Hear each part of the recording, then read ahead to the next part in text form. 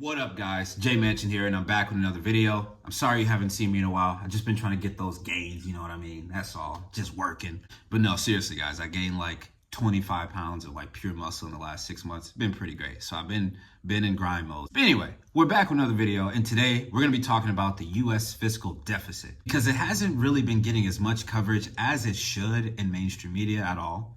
Or even alternative media, maybe alternative media. Everything gets coverage in alternative media. And you got some folks who are pretty notable in the world of finance coming out making statements pertaining to the deficit being permanent. So today we're gonna explain what the deficit is. We're gonna explain why we run a deficit in America. We're gonna look at the debt picture overall. We're gonna explain how monetary and fiscal policy works together. And then we're gonna figure out if there's a way out of this or is it actually permanent? Without further ado, let's jump right into it. So I'm going to start with a quote by Larry Fink from the Wall Street Journal and an article that he wrote on November 5th. By 2030, America's massive debt servicing bill will reach a tipping point. Under current law, what the U.S. government must pay out, mandatory spending plus net interest on debt, will overtake what the government brings in tax revenue.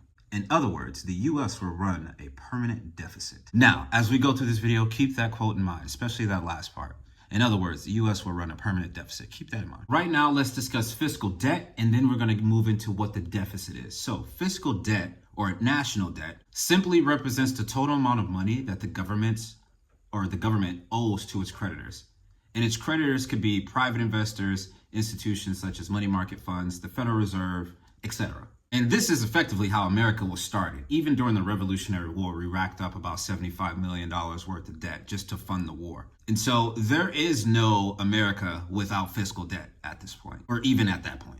And right now, as of 2024, we've racked up about $35 trillion worth of debt, which is actually an insane number. But the debt itself is not the problem. Even though it is a problem, it's not the problem within itself.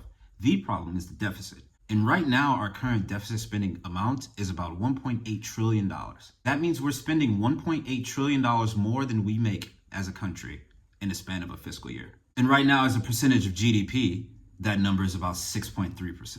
And debt to GDP, which is the total outstanding amount of debt relative to our GDP, is 120%.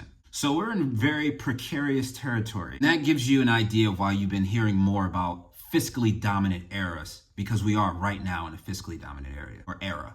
So the deficit, as I just explained, is when the government spends more money than they bring in. And the way they bring in money is primarily through taxes. So when the government is spending more than they make, they run a deficit.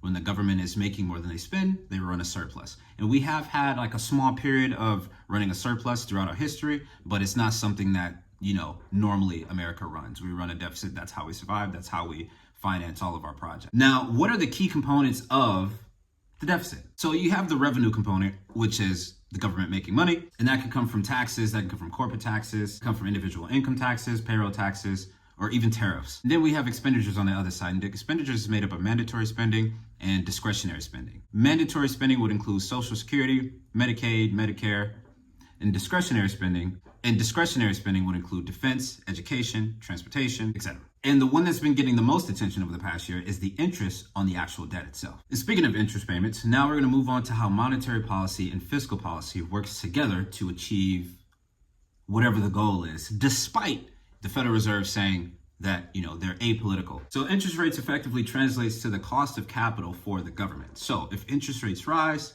that means financing the debt has become that much more expensive for the government, and vice versa if rates are lowered. Now, when the Fed raises rates, which is that cycle we just went through, it puts the government in a spot where the interest on the ever accumulating debt rises. And so it's just a vicious cycle. And I think this is the reason the Federal Reserve has cut 75 basis points so far, because there's really no reason outside of not trying to destroy the labor market to lower rates at this point in time. Economic data is looking pretty fire. It really makes no sense to lower rates unless, there is some thinking regarding the fiscal deficit and how that's going to affect the government moving forward. And let me add that even the chairman has come out and said he thinks that the U.S. is on a fiscally unsustainable path. Fiscal policy is on an unsustainable path. The level of our debt relative to the economy is not unsustainable. The path is unsustainable. So he's definitely acknowledged the challenges of the fiscal deficit.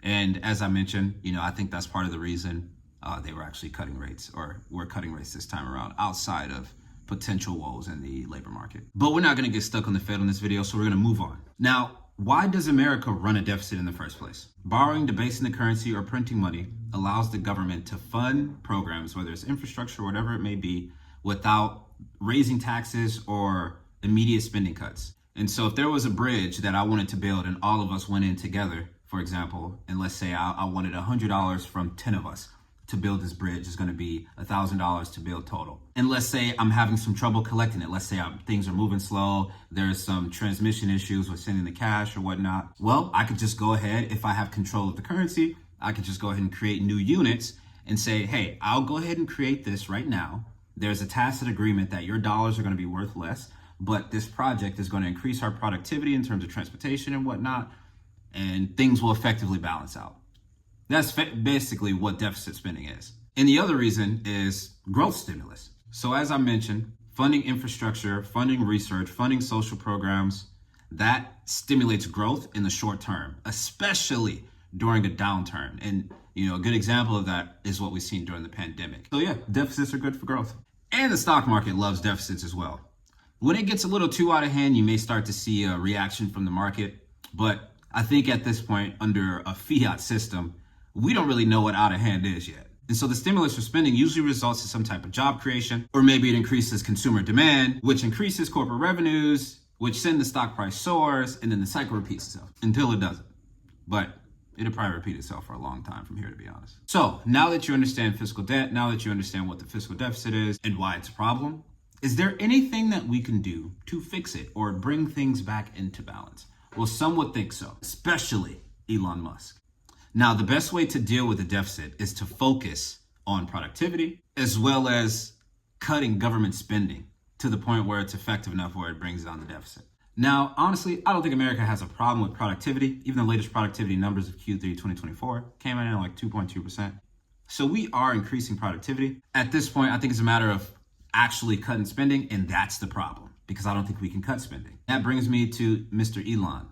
So as you know, the Department of Government Efficiency, aka DOGE, was created by Elon Musk, and the aim is to cut $2 trillion out of the deficit over the next few years. Now, in discretionary spending, there's only about $1.8 trillion.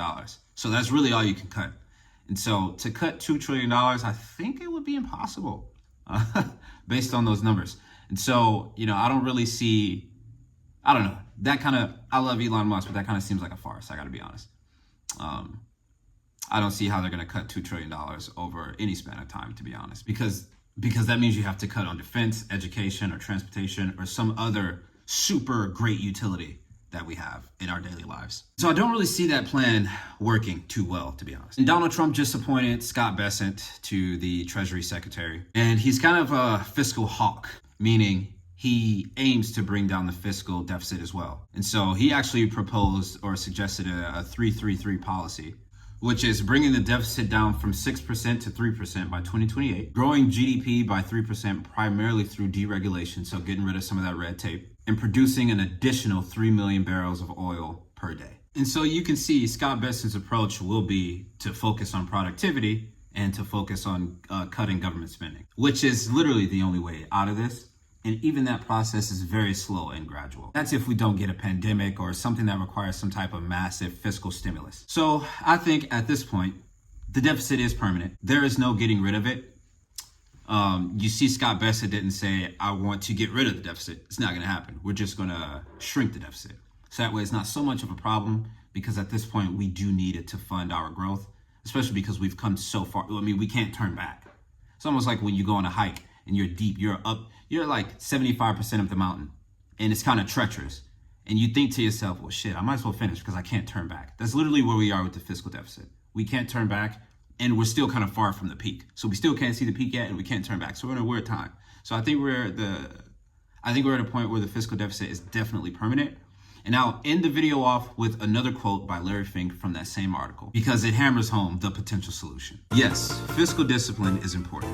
We can't tame deficits without it, but any realistic path out of debt has to rely mainly on growth. We need to increase the size of our economy so that what we owe becomes smaller relative to what we make. Guys, I appreciate you as always. Thank you for watching, and I'll see you on the next one.